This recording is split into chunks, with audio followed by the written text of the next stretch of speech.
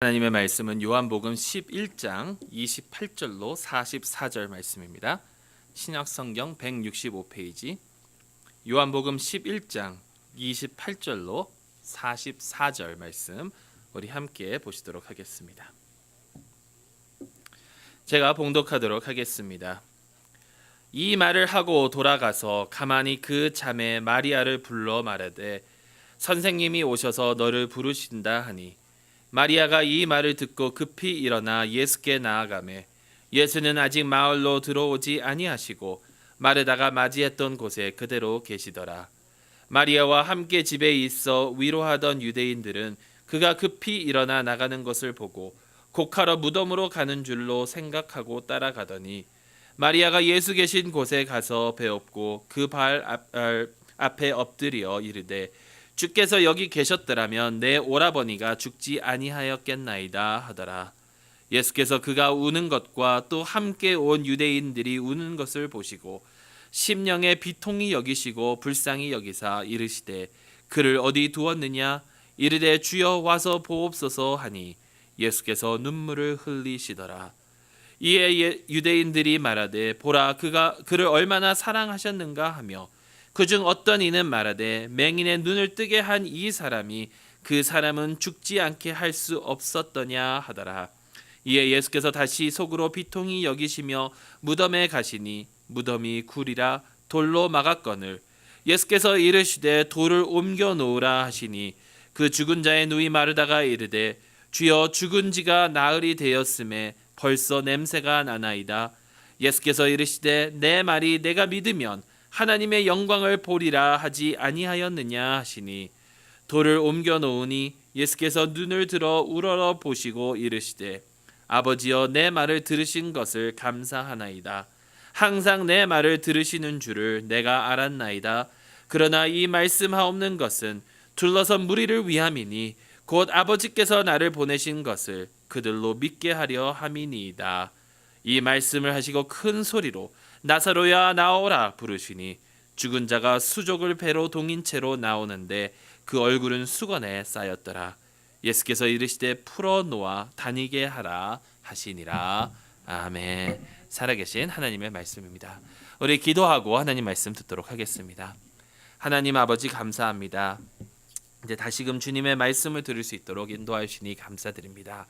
주님의 말씀을 통하여 주님을 더욱더 알기를 소망하오니 주여 도와주시옵고 주님의 말씀으로 하여금 아버지 하나님 저희의 삶을 변화시켜주는 아버지 하나님 생명의 말씀이 될 수 있도록 인도하여 주시옵소서.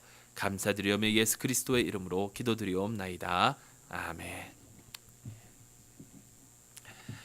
세계 최고의 축구 무대인 영국 그 축구 프리미어 리그에서 올 시즌 극과 극을 달리는 한 선수가 있습니다. 그 선수의 이름은 손흥민 선수라고 대한민국 선수입니다. 몇 주 전까지만 하더라도요. 그 선수는 영국에서 최고로 핫한 그런 선수였습니다. 차범근이 가지고 있었던 그 유럽의 아시아 선수 한 시즌 최다 골 기록을 그가 갈아치웠고요. 몇 경기 연속으로 골을 넣는 그래서 정말 극찬이 에워가는 그런 선수였습니다. 근데 한 3경기 전인가요? 어느 경기에서 감독은 이해할 수 없는 행동을 합니다. 전략을 씁니다. 그 팀에 워낙 출중한 공격수들이 많다 보니까 그 공격수들을 다 사용하려고 더 기용하려고 상승세였던 이 손흥민 선수를 수비 윙백이라는 그 포지션으로 돌려 세웁니다. 난생 처음으로 맡은 포지션이다 보니까 손흥민 선수는 굉장히 어색해했고 여러 가지 실수를 하게 됐고요. 특별히 결정적인 실수로 상대방을 태클로 넘어뜨려서 페널티킥을 주고 경기를 1대0으로 지고 말게 됩니다. 그로부터 지금까지 그 경기가 있은 후 지금까지 손흥민 선수는 별로 경기에 눈에 띄는 활약을 하지 못하고요. 또 오늘 경기를 치르게 되는데 출전할 수 있을까? 출전 여부까지 불투명하게 된다라는 거죠. 여러분 한 번의 일 혹은 여러 일들이 계속해서 진행되다가 어느 한순간 누군가의 삶을 뒤바뀌어 놓는 그런 순간이 올 때가 있습니다. 인생의 변환점이라고 말하고 있죠. 이 한순간 때문에 갑자기 모든 것이 다 좋아질 수도 있습니다. 다 좋아질 수도 있는데 또 반대로는 그 한순간 때문에 지금까지 이루었던 그 모든 것을 잃어버릴 수도 있는 그 순간이 될 수도 있다라는 것이죠. 오늘 저희가 접한 오늘 이 예수님께서 행하신 이 7번째 기적, 오늘 저희가 접한 이 말씀이 바로 그런 순간입니다. 왜냐하면 예수님께서는 7번째이자 요한복음에 기록된 마지막 이적, 즉 나사로를 죽은 자 가운데서 다시 살리시는 그런 이적을 행하셨습니다. 사랑하시던 그 마리아와 마르다의 오라버니 나사로가 병에 들어 죽자 예수님께서는 바로 당신께서 부활이요 생명이시라고 선포하신 후 죽은 지 나흘이나 지난 나사로를 다시 살려주셨습니다. 여러분, 죽은 자를 다시 살린다. 여러분, 지금까지 예수님께서 행하셨던 그 어떤 이적보다도 가장 큰 이적이고요. 또 예수님의 사역이 어떻게 보면 클라이맥스라 할 수 있는 그러한 놀라운 사역입니다. 근데 바로 이 순간이 예수님의 그 사역에, 예수님의 삶의 변환점이 되어버렸다라는 것입니다. 지금 행하신 이 7번째 이적 때문에 지금까지 예수님을 싫어하고 시기하던 유대인 지도자들이 예수님을 이제 죽이기로 모의하고 있었다라는 것입니다. 제가 오늘은 읽지는 않았지만 사실 45절 이후에 나오는 내용들을 보면요, 이 나사로를 살리는 이 이적을 본 몇 사람들이 바리새인에게 예수님께서 하신 일을 보고하고, 또 바리새인들은 대제사장들과 여럿이 모여서 그 공회가 모여서 예수님을 어떻게 할지, 예수님에 대하여 어떻게 할지 모의를 하고는 그 내용이 나옵니다. 그때에 그 해의 대제사장이었던 가야바가 말하기를 49절에서 50절 말씀에 너희가 아무것도 알지 못하는도다.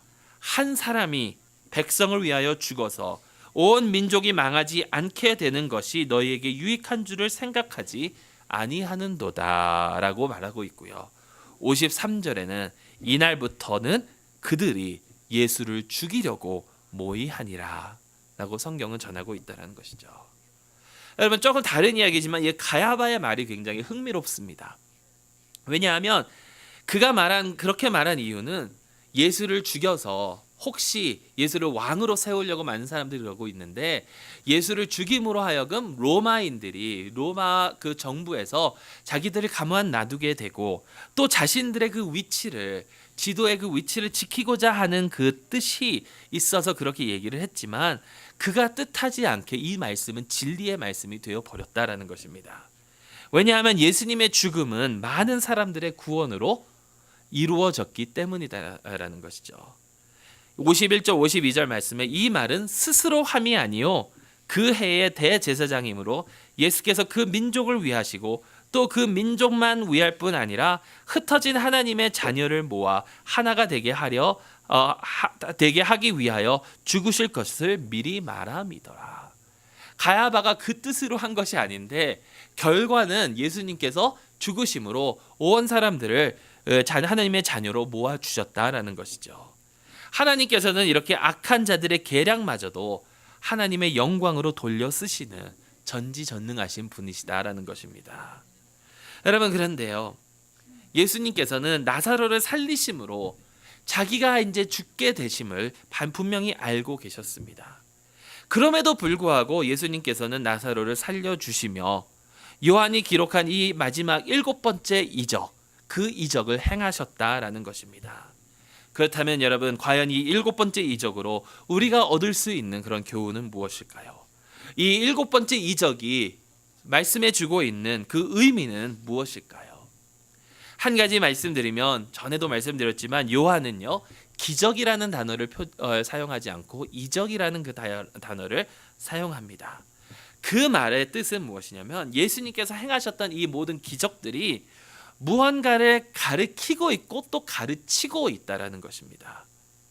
예수님께서 행하신 이 7 이적들은 다 거기에 영적 의미가 있고 예수님께서 어떠하신 분이신지를 나타내고 있다라는 것이죠.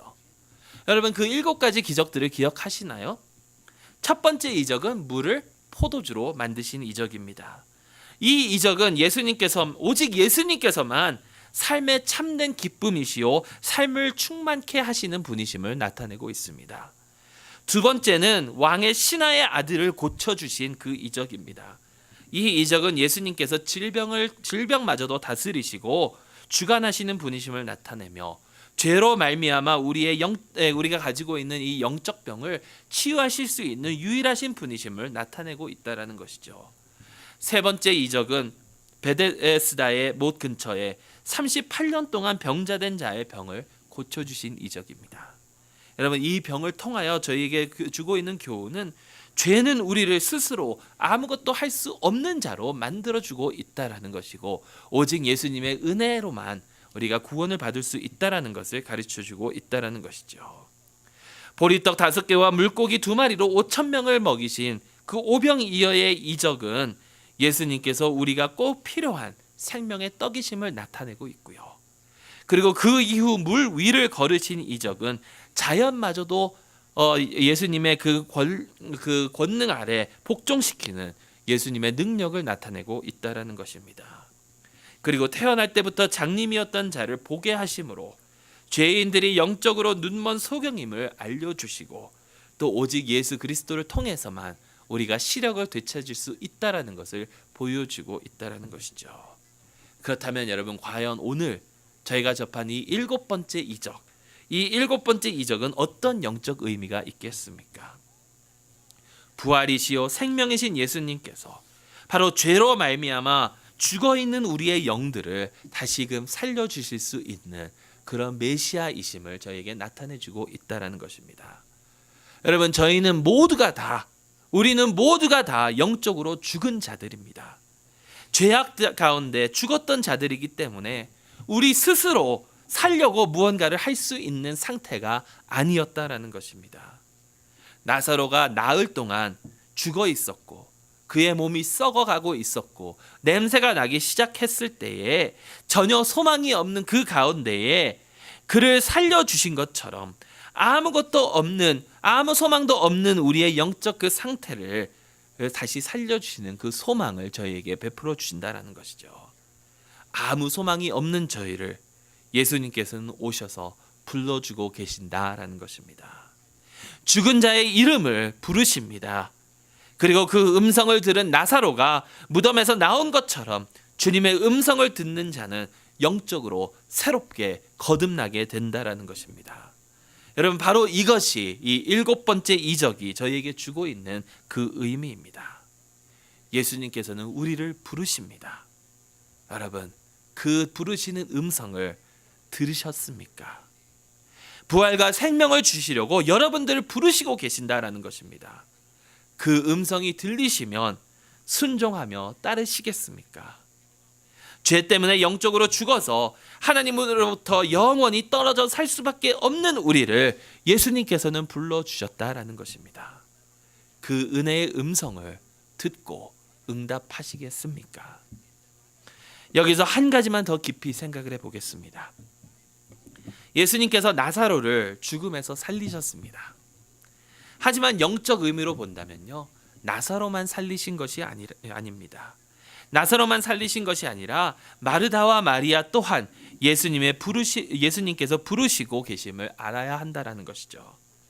육체적 죽음에서 다시 살게 된 자는 나사로 하나입니다. 하지만 영적 의미에서 새로운 삶으로 부름을 받은 자들은 나사로뿐만이 아니라 그의 누이 마르다와 마리아도 포함되어 있다는 것입니다. 예수님의 부르심으로 그들은 완전히 변화된 삶을 나중에는 살게 된다는 것이죠. 거기에 대해서는 우리가 다음 기회에 좀 더 자세히 나누도록 하겠습니다. 근데 이 마리아와 마르다를 부르시는데요, 흥미로운 것은 예수님께서 그들을 부르시는 방법이 다르다는 것을 저희가 볼 수 있습니다. 우선 마르다의 경우를 한번 살펴보겠습니다. 저희가 오늘은 읽지 않았지만 2주 전에 읽었던 그 내용이죠. 21절에 마르다가 예수께 여짜오되 주께서 여기 계셨더라면 내 오라버니가 죽지 아니하였겠나이다. 마르다가 예수님께 이렇게 말씀하시자 예수님은 어떻게 반응하셨는지, 어떻게 대답하셨는지 아십니까? 23절 그리고 25, 26절에 내 오라비가 다시 살아나리라. 나는 부활이요 생명이니 나를 믿는 자는 죽어도 살겠고 무릇 살아서 나를 믿는 자는 영원히 죽지 아니하리니 이것을 내가 믿느냐. 마르다에게 주신 그 말씀은 새로운 진리의 그런 가르침입니다. 진리의 가르침을 주셨습니다. 근데 여러분, 마리아는 어떤지 아십니까? 오늘 저희가 읽은 32절 말씀에 마리아가 예수 계신 곳에 가서 배웠고 그 발 앞에 엎드려 이르되 주께서 여기 계셨더라면 내 오라버니가 죽지 아니하였겠나이다 하더라. 여러분 보세요.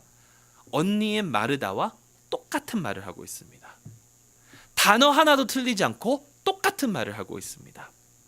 근데 예수께서는 어떻게 마리아에게 답하는지 아십니까?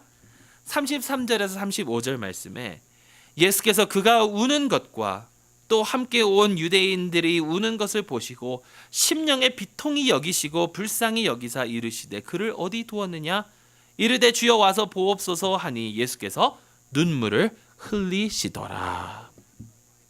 제가 여기서 오랜 시간을 보내진 않을 텐데요. 혹시 나중에 더 궁금하시면 저에게 개인적으로 물어보시기 바랍니다. 근데 한 가지만 짚고 넘어가겠습니다.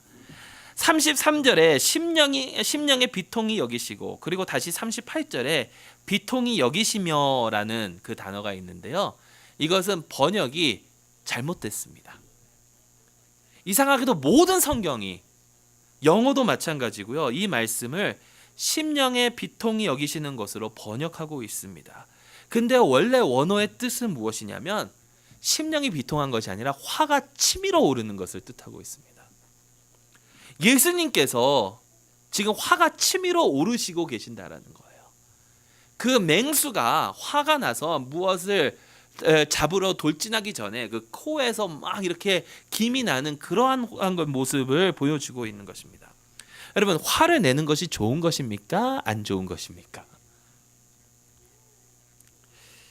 무엇에 화를 내는가, 또 어떻게 화를 내는가가 중요한 것이겠죠. 근데 우리는 흔히 화내는 것을 잘못된 것으로 여길 때가 많습니다. 근데 여기서 예수님께서 화를 내셨거든요. 근데 무엇에 대해서 화를 내셨는가? 바로 죽음, 무덤, 죄에 대한 화를 지금 내시고 계신다는 겁니다. 근데 이것이 왜 중요하냐면 예수님께서는 여기서 끝나는 것이 아니라 이 상황을, 이 최악의 상황을, 예수님께서 화를 내시는 이 상황을 하나님의 더 크신 영광으로 이끌어 주실 것이기 때문이다라는 것입니다. 안 좋은 상황을 좋은 것으로, 하나님께 영광 돌리는 것으로 바꾸시는 것이 바로 하나님의 은혜의 역사이다라는 것이죠. 자, 다시 돌아와서 마리아에게 예수님은 어떻게 반응하셨습니까? 35절. 역시 영어로는 성경에서 제일 짧은 구절이에요. Jesus wept. 눈물을 흘리시다. 자, 똑같은 말을 했습니다. 그런데 마르다에게는 가르침을, 마리아에게는 눈물을 보여주셨습니다. 왜 그럴까요? 왜 그럴까요? 특히 마리아의 경우를 한번 생각해 보십시오. 분명히 몇 분 후에, 얼마 지나지 않아서 몇 분 후에 나사로를 다시 살리실 것입니다. 그러니까 눈물을 흘릴 필요가 없습니다. 그런데 눈물을 흘리셨습니다. 함께 우셨습니다. 만약에 저가 같았으면, 저였더라면 분명히 몇 분 후에 나사로가 다시 살 거니까 울지 말라고 마리아를 다그쳤겠죠. 분명히 몇 분 후에 큰 기쁨이 바로 찾아올 것이기 때문에. 그런데요, 예수님은 그럼에도 불구하고 눈물을 흘리셨습니다. 여러분, 그 눈물 가운데 예수님의 은혜와 사랑이 보이시나요? 예수님께서 눈물을 흘리신 그 이유는 그가 완벽하신 분이시기 때문이다라는 겁니다. 완벽하신 사랑을 보여주시는 그는 완벽한 카운슬러이시기 때문이다라는 것이죠. 예수님께서 눈물을 흘리신 그 이유는 지금 마리아에게 필요했던 것은 눈물이기 때문입니다. 여러분, 때로는요, 같이 옆에서 눈물을 흘려주는 사람이 필요할 때가 있습니다. 슬플 때 같이 슬퍼해주는 사람처럼 큰 위로가 되는 사람이 없다라는 것이죠. 물론 때로는요, 가르침이 필요할 때도 있습니다. 진실을 말해주는 그런 사람이 필요할 때가 있다라는 것입니다. 상황에 따라서 다르다는 것이죠. 바른 말을 해주는 사람이 필요할 때가 있는가 하면 한 방울의 눈물을 같이 흘려주는 사람이 필요할 때가 있다라는 것입니다. 그렇기 때문에 똑같은 말을 했음에도 불구하고 마르다에게는 진리의 가르침으로, 또 마리아에게는 눈물을 흘리심으로 그들을 만나 주셨다라는 것이죠. 결론을 맺겠습니다. 여러분, 우리에게 필요한 방법으로 만나 주시고 불러 주시는 예수님, 그분은 저에게 가장 필요한 영적 거듭남을 허락하여 주셨습니다. 근데 여러분, 영적 거듭남을 어떻게 허락하여 주셨는지 아십니까? 아까도 말씀드린 것처럼 이 사건으로 말미암아 예수님은 죽임을 당하게 되십니다. 예수님께서 그 사실을 모르셨을까요? 아니요, 알고 계셨습니다. 그럼에도 불구하고 나사로를 살리셨습니다. 다시 말해서 나사로를 살리시기 위하여 예수님은 죽음을 택하셨다는 것입니다. 나사로를 무덤에서 불러 나오게 하기 위하여 예수님께서 무덤으로 들어가셨다는 것입니다. 여러분, 이 은혜를 여러분 아시기 바랍니다. 여러분, 하나님이 여러분을 사랑하시는 것 아시나요? 어떻게 아나요? 어떻게 알 수 있을까요? 다른 종교라면요, 알 방법이 없습니다. 하나님께서 나를 어떻게 사랑하시는지. 그런데요, 기독교는 확실히 보여줍니다. 예수 그리스도께서 우리에게 새로운 삶을, 그 부활의 삶을 허락하여 주시기 위하여 스스로 당신의 삶을 내려놓으셨다라는 것입니다. 여러분, 이 사랑과 이 은혜를 아실 수 있기를 바랍니다. 그리고 그 은혜를 안다면, 그 사랑을 안다면 우리가 해야 하는 것이 한 가지가 있습니다. 그 은혜를 전해야 합니다. 다른 사람에게. 어떻게 전합니까? 39절 말씀에 돌을 옮겨 놓으라. 44절 말씀에 풀어 놓아 다니게 하라. 여러분, 살리시는 일은 하나님께서 하시는 일입니다. 예수님께서 하시는 일이죠. 하지만 우리가 해야 할 일이 있으니 돌을 옮기는 것이고 배를 푸르는 것입니다. 생명의 말씀이 그에게 전해질 수 있도록 그를 준비하고, 그 말씀을 받은 자들은 그들이 하나님 앞에서 올바른 신앙생활을 할 수 있도록 격려하고 돕는 그 일, 바로 사랑을 하는 그 일이 저희가 마땅히 해야 하는 그 일이라는 것입니다. 우리를 통하여 주님의 생명의 말씀이 전해질 수 있기를, 그 생명의 말씀이 전해지는 그 사역에 동참하는 저희 모두가 될 수 있기를 바랍니다. 예수님께서 저에게 말씀해 주셨던 것처럼 서로를 사랑으로 붙들고 사랑으로 감싸고 그 사랑 안에서 거하며 예수 그리스도를 높이시는 삶을 살아갈 수 있기를 주님의 이름으로 축원합니다. 기도하겠습니다. 하나님 아버지, 감사합니다. 죽어서 마땅한, 아니 이미 죽어 있었던 저희를 예수 그리스도의 십자가의 죽으심과 또 사흘 만에 부활하심으로 새 생명을 허락하여 주셨으니 너무나도 감사드립니다. 이제 그 사랑을 받은 자들로서 주님의 사랑을 나누며 살아갈 수 있도록 인도하여 주시고 도와주시옵소서.